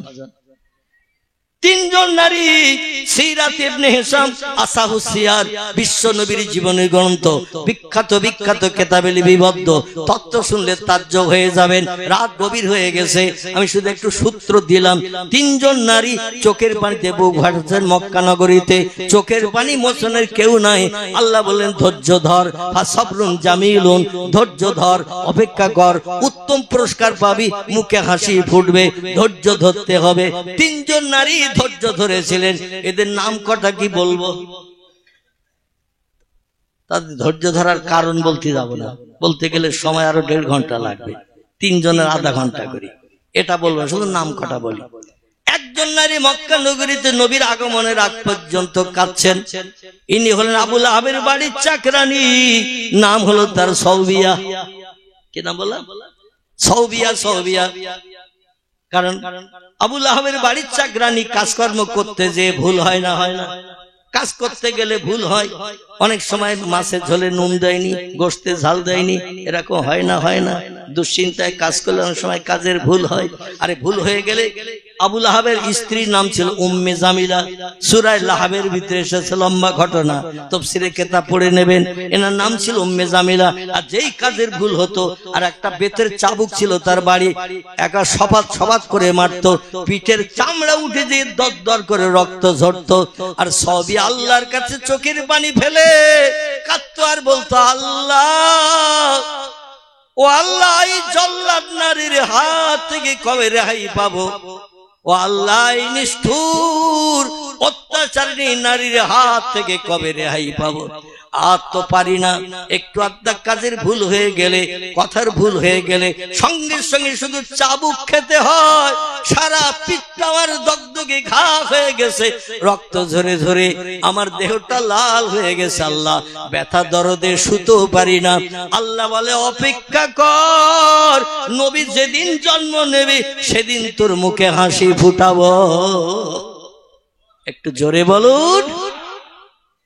আরেকজন নারী কাঁদছেন, তিনি হলেন খোয়াইলেদ দুহিতা। চোখের পানিতে বুক ভাসিয়ে কাঁদছেন। চোখের পানি মোচনের মক্কা নগরীতে কেউ নাই। আল্লাহ বলেন যার কেউ নাই আমি তার আছি। এ খোয়াইলেদ দুহিতা, নাম কি বলুন তো তার? আজকে তাবারুক আপনাদের হবে না কারো, শুধু শুনবেন, একটা নাম বলবেন না। বাবার নাম ছিল খোয়াইলেদ, তার কন্যার নাম খাদিজা। কি নাম? খাদিজাতুল কুবরা। এনার পিতার নাম ছিল খোয়াইলেদ, ওয়ারকা বিন নওফল ছিল তার চাচা। এই খোয়াইলেদের মেয়ে দুইবার বিয়ে হওয়ার পরে আল্লাহ তার স্বামী দুটোরে বিদায় করে দিলেন। খুব সংক্ষেপ, আল্লাহ তার স্বামী দুটোরে বিদায় করলেন। আবুল আস নামের এক স্বামী, আতিক নামের এক স্বামী। বিয়ের পর পরই কিছুদিন যেতে না যেতে যুবক ছেলে, সুপুরুষ, রোগ বেমারি কিচ্ছু নাই, হঠাৎ মৃত্যুবরণ। আমরা এখন বলি স্ট্রোক হয়েছিল চাচার ভাইয়ের, যেই পড়িয়েছে সেই মরিয়েছে। এই বলি না মাঝে মাঝে, এখন ইংরেজি নাম বলি স্ট্রোক। আল্লাহ বলছে স্ট্রোকের আরবি নাম হলো আজরাইলের সাক্ষাৎ। কিসের সাক্ষাৎ? আজরাইলের সাক্ষাৎ। দুটি স্বামীর প্রাণ নাশ হলো। কারণ কি বলুন তো? খাদিজা মক্কা নগরীর বিশ্ব সুন্দরী ছিল। যে কোনো যুবক তার দেখে আপন স্ত্রী পাওয়ার জন্য পাগল হয়ে থাকতো। আমাদের দেশের ছেলেরা যেমন নায়িকা দেখতে টিকিট কেটে 3 ঘন্টা দেখতে যায়, আর বাড়ি এসে ঘুমিয়ে পড়েই নায়িকার সঙ্গে দেখা হয়। নায়িকা এসেছে হাঁপাতে হাঁপাতে, বলছে তুমি কে? বলে আমার দেখেছো 3 ঘন্টা না সিনেমা হলে? বলে হ্যাঁ। বলে আমিও তোমার দেখে পাগল হয়ে গেছি, তাই ছুটে এসেছি উত্তর কোদালিয়ায়। বলে তুমি এসো আমার বাড়ি চিনলে? বলে লোকের কাছে শুনে শুনে এসেছি। বলে হঠাৎ তুমি আসবে তা তো জানি না। বলে আমি থাকতে পারিনি তাই ছুটে এসেছি। এখন কিছু মেয়ে যাচ্ছে না ছুটে ছুটে? কি যাচ্ছে না? যাচ্ছে না, এদিকে বোধহয় যাচ্ছে না। আমার ভাইরা বলে কি এখন তোরে নাস্তা দেব? হঠাৎ আসবি তা তো জানি না। তো ঘুমের ঘরে পকেটে হাত দিয়েছে, দেখি কিছু পকেটে লজেন্স টজ আছে কিনা। পকেটে হাত দিয়ে তো মাল দুটো পেয়েছে। কি বলুন তো? কি বিড়ি? বিড়ি ও পকেটে নিয়ে শোয়, ভোরবেলা লাগবে তাই, অন্যথায় পায়খানা হবে না, টানতে টানতে যেতে হবে বাথরুমে, অন্যথায় পায়খানা খলস হবে না। জোরে বলুন নাউজুবিল্লাহ। এমন হ্যাবিট অভ্যাস হয়ে গেছে, বিড়ি না খেলে আবার পায়খানা হয় না নাকি। তো বিড়ি বার করতেছে, আবার এইটা তার টান। শাকসুরে বাজার থেকে মিষ্টি টিষ্টি আনি। ও বলছে শুকনো মাল চলবে না। এ বলে আপাতত এই ছাড়া কিছু নাই, না খেলে হবে না। আমি তো যাচ্ছি শাকসুরে বাজার, বিড়িটা টান তারে। হঠাৎ হাতাহাতি করে ঠেলাঠেলি করতে যাই ঘুম ভেঙে গেছে। আর ঘুম যেই ভেঙে গেছে দেখে সেটা সেটাই মিন্টু একাই শুয়ে দিয়েছে। কোথাও নায়িকা কোথায় উড়িয়ে গেছে তার ঠিক নাই। আর যত সময় ঘুমিয়েছিল নায়িকা কাছে বিড়ি নিয়ে ঠেলাঠেলি, আর যেই ঘুম ভেঙে গেছে নায়িকা উড়িয়ে গেছে। খাদিজারে পাওয়ার জন্য মক্কার যুবকেরা ওই রকম পাগল ছিল। আমার স্ত্রী কবে হবে, পাগল ছিল মক্কার যুবকেরা। কিন্তু দুটি দুটি বিয়ে দিল খোয়াইলেদ, দুটি স্বামীর মরণ হলো। কারণ কি বলুন তো? কারণ হল আল্লাহ বলছেন ও খোয়াইলেদ, তোমার কন্যাকে আমার প্রিয় নবীর সেবাকারিণী নারী বানিয়েছি। আমার নবী এতিম হয়ে জন্মগ্রহণ করবে, উট ভাড়া দুম্বা চড়িয়ে রাখালগিরি করবে, পরবর্তীতে কলেমার দাওয়াত দেবে। সারা মক্কার মানুষ নবীর পাশ থেকে সরে যাবে, নবীর পাশে কেউ থাকবে না। তোমার কন্যার হৃদয়ের স্বামী ভক্তির নমুনা আমি আল্লাহ যা কিছু দিয়েছি ওগুলো অপর যুবককে দিয়ে শেষ করবে। আমি আল্লাহ ওটা চাই না। তাই তোমার কন্যার দুটি দুটি স্বামীর ইন্তেকাল করিয়ে দিয়েছে। তোমার কন্যা খাদিজার দেহের ভিতরে স্বামী ভক্তি, প্রেম, ভালোবাসা যা কিছু আছে আমার নবীর জন্য তুলে রাখতে চাই। তোমার কন্যা খাদিজার বয়স 20, আমার নবীর বয়স এখন 5। নবীর বয়স 5 বছর, খাদিজার বয়স 20 বছর, পূর্ণ যুবতী হয়ে গেছে। এই জন্য পিতা হিসাবে বিয়ে দিয়েছো, কিন্তু স্বামী ভক্তির নমুনা আমি আল্লাহ আমার নবীর জন্য রেখেছি। এখন শেষ করে দিলে আমার নবী পাবে না। এই জন্য যত বিয়ে দিবে আমি সব স্বামীর অকাল মৃত্যু দেব। তোমার কন্যার প্রেম ভালোবাসা আমার নবীর জন্য দান করব। 2 বার বিয়ে হয়ে স্বামী মারা গেল। মক্কার মানুষ বলল আর খাদিজারে বিয়ে করব না, কারণ বিয়ে করলে তার মরণ হয়। খাদিজার দেহে আছে ছোঁয়াচে রোগ, সারা দেশে উঠে গেল। খাদিজার ছোঁয়াচে রোগিনী, কলঙ্কিনী, স্বামী খেগো, যার সঙ্গে বিয়ে হয় তারে খায়। কোন যুবকের বিয়ে করতে চাই নাই। আল্লাহ বলে খাদিজা শুধু চোখের পানিতে আমার কাছে বুক ভাসাও, আমার কাছে কাঁদো। ফালিয়াদহাকু কালিলাউ ওয়ালিয়াকু কাসীরা। দুনিয়া হাসির জায়গা নয়, দুনিয়া হলো কান্নার জায়গা। একটু কাঁদো রাতের গভীরে। চোখের পানি আমি আল্লাহ ভালোবাসি। একদিন চোখের পানি মর্যাদা দিয়ে মরণের দিন পর্যন্ত তোমার মুখে হাসি ফুটিয়ে রাখবো আমি আল্লাহ। এই খাদিজার চোখের পানি মোচন করেছিল পরবর্তীতে আমাদের পয়গম্বর। নবীর জন্ম হলো পয়গম্বরের মাধ্যম দিয়ে খাদিজার চোখের পানি মোচনের নমুনা তৈরি হলো। আর একজন নারী মক্কা নগরীতে কাঁদছিলেন, সেটা আজকে আর বলবো না, অন্যদিন চারি চোখের মিলন হয়ে বলবো। আমি যেটা বলতে চাচ্ছি, পয়গম্বরের আগমন আর আমাদের আগমন কি সমান? মা খাদিজা বলছেন আল্লাহে লা শাক্কা ফিহি, আমি এই খোদার কসম খেয়ে বলছি, কোন মেয়ে যখন সন্তান প্রসব করে দেহের 3 ভাগের 2 ভাগ রক্ত তার দেহ থেকে নির্গত হয়, বেরিয়ে যায়। কারণ একটা বাচ্চা জন্ম নিলে 32টা সূক্ষ্ম নাড়ি ছিঁড়ে মায়ের উদর থেকে বাচ্চাটা পৃথিবীতে নিয়ে আসে, নাড়ি ছিঁড়ে যায় 32টা। এই 32টা সূক্ষ্ম নাড়ি ছিঁড়ে যাওয়ার কারণে দেহের অধিকাংশ রক্ত বার হয়ে যায়, মেয়েরা ফ্যাকাশে হয়। আমি না বলছেন আল্লাহি লা শাক্কা ফিহি, আমি সেই খোদার কসম খেয়ে বলি, আমার সন্তান মোহাম্মদ জন্ম নিয়েছে, এক ফোঁটা কোনো নাপাকি রক্ত পর্যন্ত বার হয় নাই। আমার সন্তান মোহাম্মদের জন্মের আগে আমি যেমন পবিত্র ছিলাম, আমার ছেলে মোহাম্মদের জন্মের পরও আমি তেমন পবিত্র। তাহলে নবী আর আমরা কি সমান? আল্লাহ নবী মুহাম্মদ রাসূলুল্লাহ দুনিয়ায় জন্ম নিয়েছেন আল্লাহর তরফ থেকে খাতনা অবস্থায়। আমরা দুনিয়ায় যত ছেলে জন্ম নেই 5-6 বছর বয়সে আজাম ডেকে আবার খাতনা দিতে হয় না? হয় না? তাই নবী আর আমি কি সমান? সমান? আল্লাহ নবী পেশাব করলে মিসকাম্বরের সুগন্ধ বার হতো, আর আমরা মসজিদে যেখানে নামাজ পড়তে যে পেশাব করি ওখানে আতরের গন্ধ। তো পেশাবের জায়গায় আতরের গন্ধ তো নাকি? আমাদের পেশাব বিকট দুর্গন্ধ, নবীর পেশাব ছিল জান্নাতি মিসকাম্বরের গন্ধ। আমরা যদি হঠাৎ আমাশার পায়খানার রাস্তায় আসতে যে বেগ লাগে, খুব সংক্ষেপ করে বলি, আমাশার পায়খানার বেগ লাগে, মনে হয় যেন 1.5 মণ হবে, কিন্তু পায়খানা সারলে দেখা যায় 25 গ্রাম।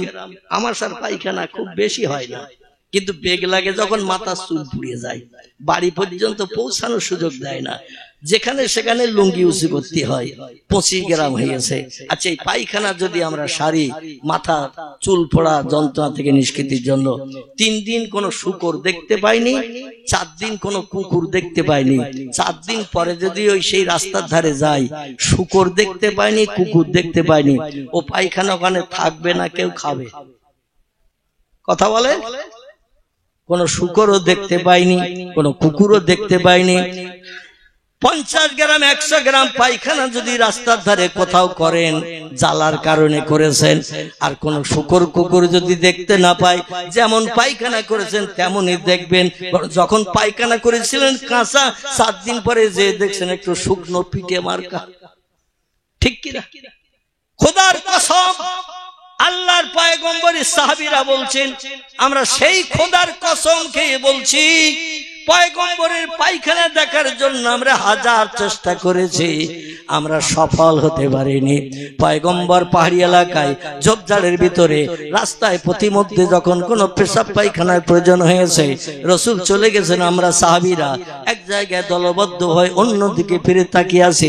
পয়গম্বর পায়খানা সেরে এসেছেন, সাহাবীদের ভিতরে আমরা কিছু সাহাবী চিন্তা ভাবনা করলাম, পরবর্তী জেনারেশন যদি আমাদের কাছে জিজ্ঞাসাবাদ করে নবীর পায়খানার কালার কালো ছিল না হলুদ না লাল, কি রকম রং ছিল, আমরা তো থ হয়ে যাব, উত্তর দিতে পারবো না, নবীরে জানাবো না, না জানি আমরা অন্য দিক থেকে ঘুরে যেয়ে দেখে আবার নবীর সঙ্গী হয়ে যাব। সাহাবীদের মগজের এই চিন্তা ভাবনা বাস্তবে রূপদান করতে যে পাহাড়ের অন্য দিক থেকে ঘুরে সেখানে গেছেন। নবী আসার পরে যে আল্লাহে লা শাক্কা ফিহি, যেখানে পয়গম্বর পায়খানা করেছেন সেখানে যেয়ে দেখে শুধু জমিন, এক ফোঁটা পায়খানার লেশ মাত্র নাই। জমিন বলে, আল্লাহ আমার একটু জবান খুলে দিন, হা করে তোমার পয়গম্বরের পায়খানা একটু গিলে খেয়ে কলিজা ঠান্ডা করে নি। জোরে বলুন একটু সুবহানাল্লাহ। নবীর পায়খানা দেখার সুযোগ কোন সাহাবী 1000 চেষ্টা করে পায়নি। আর আমরা যদি 7 দিন পরে যাই, তাও দেখতে পাবো পিঠে মার্কা, রোদ্রে একটু শুকিয়ে পিঠে মার্কা হয়ে গেছে। নাউজুবিল্লাহ। আর বলবো না। সেই পয়গম্বরের জন্মদিন সৌদিয়াকে আজাদি করে দিল আবুল আহাব। আবুল আহাব বলল, আজকের কেউ মক্কার খবর রাখে না, আর তুই আমারে বলি দিলি যে আমার মরা ভাইয়ের একটা ছেলে হয়েছে, নাম তার মোহাম্মদ, আমাদের গোত্রে আর কারো ছেলে হয়নি।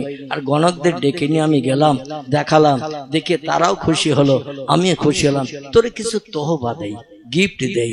তো পকেটে হাত দিয়েছে আবুল আহাব, কট্টর কাফের বেঈমান, নবীর সঙ্গে কোনো সম্পর্ক ছিল না যার, এ কাফের বেঈমান পকেটে হাত দিয়েছে, দেখে টাকা নেই, বাক্সের দরজা খুলেছে, বাক্সের ভিতরে পয়সা নাই।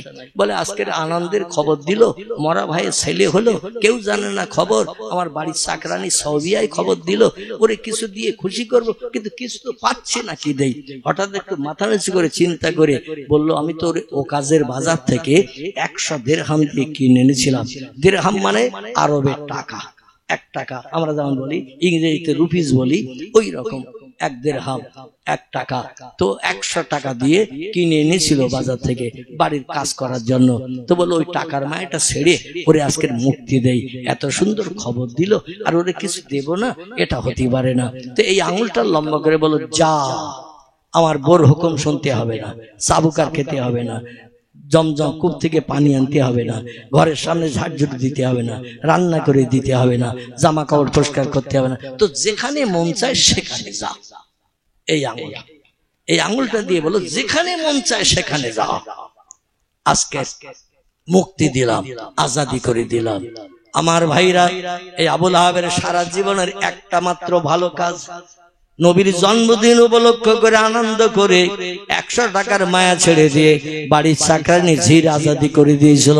মরণের পরে কবরে যখন গেছে, আব্বাস রাদিয়াল্লাহর সঙ্গে স্বপ্নে তার দেখা, যে আব্বাস দুনিয়ায় বেঁচে থাকতে জান্নাতের সার্টিফিকেট পেয়েছেন, নবীর আপন চাচা, এনার সঙ্গে আবুল আহাবের সাক্ষাৎ।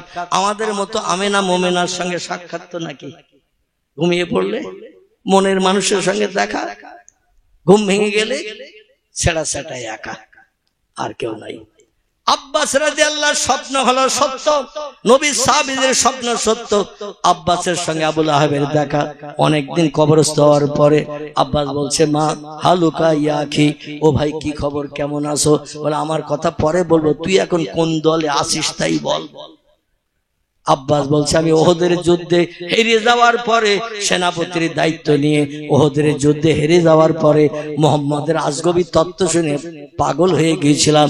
মুহাম্মাদের হাতে হাত দিয়ে কলেমা না পড়ে আর পারি নাই, আমি কলেমা পড়ে এখন মুসলমান হয়ে গেছি। আবুল আহাব স্বপ্ন থেকে বলছে, যদি কলেমা না পড়তিস তোরে আমি আজকে স্বপ্নে বলে দিতাম কলেমা পড়তে। জোরে বলুন সুবহানাল্লাহ। আব্বাস বলছে কারণ? বলে কারণ হলো যেদিন মারা গেছি সেখান থেকে আজ পর্যন্ত প্রতি সপ্তাহে 6 দিন আমার কবরে জাহান্নামের আগুন দগ্ধ করে, আযাবে গ্রেফতার থাকি, কত চিল্লা চিল্লি করি, কেউ আসে না, কেউ দেখে না, কেউ সাহায্য করে না। কিন্তু সোমবারের দিন যেই শুরু হয়, এই আঙুলটায় জান্নাতি মধু আসে, আমি স্তনের বোটার মতো চুষতে থাকি, আর আমার গালে জান্নাতি মধু আসে। 1 সপ্তাহের আযাব আমি ভুলে যাই। মঙ্গলবারের সকাল যেই হয়ে যায় আবার আঙুলের মধু শুকিয়ে যায়। সপ্তাহে 1 দিন করে মধু পাই। নবীর জন্মদিন উপলক্ষ করে 100 টাকার মায়া ছেড়ে দিয়ে, 100 দিরহামের মায়া ছেড়ে দিয়ে আমি মুক্তি করে দিয়েছিলাম আমার দাসী চাকরানীরে। আল্লাহ এত ভালোবেসেছে আমার এই কাজটা, তাই প্রতি সপ্তাহে সোমবারের দিন আমার আঙুলে জান্নাতি মধু পাই। হযরতে আল্লামা নেমাতুল্লাহ কোবরা, নিয়ামউদ্দিন কোবরা রাহমাতুল্লাহ আলাইহি সিরাতের কিতাবে লিখেছে, আবুল আহাবের তো কট্টর কাফের, সারা জীবনে একবার কলেমা পড়েনি, নবীরে ভালোবাসেনি, নবীরে মহব্বত করেনি, নবীর টুপি মাথায় দেয়নি, নবীর দাড়ি মুখে রাখেনি, নবীর জামা গায়ে দেয়নি, নবীর সঙ্গে সারা জীবন প্রাণনাশের জন্য শত্রুতা করে কবরে যদি প্রতি সপ্তাহে সোমবারের দিন নবীর জন্মদিন উপলক্ষ করে জান্নাতি মধু যদি পাই, আমরা নবীর সুন্নত টুপি মাথায় দেই, নবীর সুন্নত দাড়ি মুখে রাখি, নবীর সুন্নত হাঁটুর নিচে লম্বা জামা গায়ে দেই, নবীর সুন্নত, নবীর মহব্বত ভালোবাসা রক্ষার্থে দোয়া দরুদ শরীফ পড়ি না, মিলাদ কিয়াম করি না। আল্লামা নিয়ামউদ্দিন কোবরা রাহমাতুল্লাহ আলাইহি বলছেন, আমরা সেই নবীর মহব্বত প্রেম ভালোবাসা বেশি বেশি করে করি, সেই খোদার কসম মরণের পরে কবরে গেলে কিয়ামত পর্যন্ত আমাদের কবরে আযাব হবে না। একটু জোরে বলুন নারায়ে তাকবীর। সেই নবী দিবস উদযাপন মাদ্রাসায় 20-25টার মতো এতিম বাচ্চা থেকে শুরু করে বাবারা মাহারা অনেক বাচ্চারা এখানে পড়াশোনা করছে। 30টার মতো বাচ্চা এখানে পড়াশোনা করছে। আমার আগের বক্তা আপনাদের কাছে হাত পেতেছেন, আমি আর লম্বা সময় দেব না, কারণ ওয়াজ করতে করতে আমার সময় এমনি লম্বা হয়ে যায়, আমি টাইম ধরে ওয়াজ করতে পারি না। কিন্তু আমার ক্লাস ফ্রেন্ড বন্ধু ইটিন্ডাই বাড়ি, নাম কি বলেন? আল্লাহ, তার নাম খুব ভালো জানেন। ওর আবার বোনার বাড়ি নাকি আপনাদের এই গ্রামে, আমি শুনেছি ওর মুখে, আপনাদের কাছে শুনেছি। হ্যাঁ, বাগনা বসে রয়েছে। ওরা ওয়াজ করে তো টাইমের 5 মিনিট আগে ছাড়া 5 মিনিট পরে ছাড়ে না। আর আল্লাহর কি নেয়ামত বলি, কি বলি আগে বুঝতে পারছি না। আমিও টাইম ধরে ওয়াজ করতে পারি না। আমার বক্তৃতা মানে যখন জোর শেষে যায়, ও টাইম ফাইম ঘড়ি টড়ির কথা মনে থাকে না। দেখতে দেখতে 12:30 শেষ করার কথা ছিল, 1টা বেজে গেছে। তবু এখনো অনেক কথা মাঝখানে ছেড়ে এসেছি, সেগুলো বলতে গেলে আপনাদের আবার সেহরি খেতে হবে, ঠিক না? সেহরি খেয়ে আবার লাগতে হবে। যাই হোক, ওই মাদ্রাসার ছাত্র 30টার মতো ছাত্র পড়াশোনা করছে। একটা ছোট্ট বাচ্চা এখানে সুন্দর একটা বক্তব্য রাখলো। কার কার ভালো লাগেনি একটু হাত তুলেন তো দেখি। ওই ছোট্ট বাচ্চা ভালো লাগেনি কার কার? সবার ভালো লেগেছে না লাগেনি? একটা ছোট্ট বাচ্চা, বয়স যদি খুব বেশি হয় 6 বছরের উপরে বয়স হবে বলে মনে হয় না। কি ঠিক বললাম না ভুল বললাম? এইরকম বাচ্চা সাধু ভাষায় এত সুন্দর বক্তব্য রাখবে, মাঝখানে বেঁধে যাবে না, সেটাও তো আমি বুঝতে পারিনি। কিন্তু অনর্গল হাফেজের মতো চালিয়ে দিয়েছে, ঠিক কি না? আল্লাহু আকবার। আল্লাহ তার ব্রেন মগজকে আরো শ্রীবৃদ্ধি করুন, উচ্চ র্যাঙ্কের আলেম, কোরআনের পূর্ণ হাফেজ তারে বানার তৌফিক দান করুন। বাপ মায়ের কলিজা আল্লাহ ঠান্ডা করে দিন, জোরে বলুন আমিন। এই বাচ্চাদের মুখে আহারের জন্য আবুল আহাবের বাড়ির চাকরানি ঝি সবিয়ার মতো বা আবুল আহাবের মতো কাফেরের মতো আপনারা কি একটু দানের হাত বাড়াতে পারবেন? আমি বেশি সময় নেব না, কিন্তু মাত্র 5টা মিনিট আমি একটু দেখতে চাচ্ছি আপনাদের মহব্বত, প্রেম, ভালোবাসা এই হেফজ মাদ্রাসার উপরে কতটা আছে। একটু পারবেন? নগদ 100 টাকা করে দিতে, 100, বেশি যাব না, 100 টাকা করে নগদ দিতে পারবেন অদমের হাতে? এই যে হাত দুটো দেখছেন, এই দুটো হাত আল্লাহর কাবা ঘরের দেওয়ালে জান্নাতি পাথর, যার নাম হাসের আসদ। অধমকে আল্লাহ 13টা বার ওই পাথরে হাত ঘষার সুযোগ দিয়েছে। 3টি বার নবীজির দেশে যাওয়ার কারণে 13টা বার ওই পাথরে আল্লাহ হাত দুটো ঘষার সুযোগ দিয়েছে। এই যে ঠোঁটটা দেখছেন, দুটো ঠোঁট, এই ঠোঁট দিয়ে 13টা বার আল্লাহ চুমো দেওয়ার সুযোগ দিয়েছে। নবী বলছেন জান্নাতি পাথরে যারা হাত ঘষবে, যারা ঠোঁট লাগাবে, তাদের ঠোঁট হাত জাহান্নামের আগুন স্পর্শ করবে না। জোরে বলুন একটু সুবহান। আমার মহব্বতের ভক্ত মানুষ প্রথমেই এসে তিনি খাতার নাম লিখলেন 1 নম্বরে। আচ্ছা, আল্লাহ কজন? আল্লাহ কজন? একজন। সেই প্রথমেই একজন হিসেবে একের মর্যাদা রক্ষার্থে তিনি দিয়েছেন 100 টাকা। আরেকজন ভাই, আমি বেশি চাইনি, কিন্তু 100 টাকা। আমার মনে হয় 4 দোকানে বসলে এখন খরচ হয়ে যায়, টাকার এখন আর কোনো মূল্য নাই। আমার ভাইর এই জন্য একটু চলে আসেন, যাদের পকেটে আছেন বাড়ি আর ফিরিয়ে নিয়ে যাবেন না। আল্লাহ আপনার পকেটে আছে, দেখতে পাচ্ছে না, পাচ্ছে না। এই একটু হাত দিয়ে যাও, আমার হাতে হাত লাগিয়ে যাও। হাতে কত ময়লা মেখেছে তা ঠিক নাই, আমি অধম, আমার হাতে বহু ময়লা মেখেছে। তো আল্লাহ জান্নাতি পাথরে হাত ঘষার কারণে আশা রাখি নবীর কথা সত্য, সেই কথার উপরে বিশ্বাস থেকে মনে করি আমার হাতের ময়লাগুলো সব ধুয়ে গেছে। এ হাতে বিড়ি ধরি না, এ হাতের সিগারেট ধরি না। 40 বছরের উপরে হলো চায়ের কাপও আমি স্পর্শ করি না। 40 বছরের উপরে হলো চায়ের কাপ আমি স্পর্শ করি না। কারণ যে চায়ের কাপে মদখোর খায়, ওই চায়ের কাপে মুয়াজ্জিন আবার চুমুক দেয়। যে চায়ের কাপে মসজিদের ইমাম খায়, ওই চায়ের কাপে সুদখোরও মুখ দেয়। নাউজুবিল্লাহ। মনের দুঃখে চা খাওয়া ছেড়ে দিস, চায়ের কাপে আর হাত দেই না ভাই। কোন পেজি পুরলি পাপড় বাদাম ভাজা অবৈধ মেয়ের হাতে দিয়ে এ হাত দুটো নষ্ট করি না। আল্লাহ যেন মরণের দিন পর্যন্ত হাত দুটোর মর্যাদা রক্ষার তৌফিক দান করেন। সেই হাতে আমার যুবক ভাইরা একটু কি হাত লাগানো যাবে? খাস করে অধম, আমি মাজুর অসুস্থ ব্যক্তি, এখনো পূর্ণ সুস্থতা পাই নাই। তিরমিজি শরীফের হাদিস, নবী বলছেন অসুস্থ ব্যক্তিরা দোয়া করলে বিদ্যুতের মতো আল্লাহর কাছে দোয়া কবুল হয়। সেই অসুস্থ মাজুর ব্যক্তি, পূর্ণ সুস্থতা এখনো পাই নাই। এই জন্য আমি অসুস্থ ব্যক্তি হিসাবে আপনাদের কাছে একটু হাত দুটো হাতে লাগাবো, আল্লাহর কাছে এই দানের ওসিলা করে একটু দোয়া চাইবো। যদি থাকে দেন, যদি না থাকে দিতে হবে না ভাই। তবে মনে করব আপনি বঞ্চিত হয়ে গেলেন, আপনি বঞ্চিত হয়ে গেলেন আজকের এই মাহফিলে অধমের হাতে একটু হাত লাগানোর জন্য।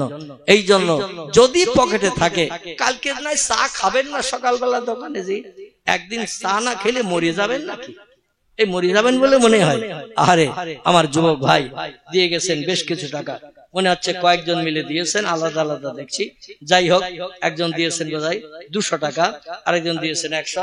পিছন দিক থেকে আমার একজন ভাই ইমাম সাহেব, আল্লাহু আকবার, যা ছিল পকেটে, আমি যে 100 চাবো ইমাম সাহেব তো জানে না, জানলে অন্তত একটা নোট এনে দেখতো যে হুজুর যেই চাবে সেই দেব।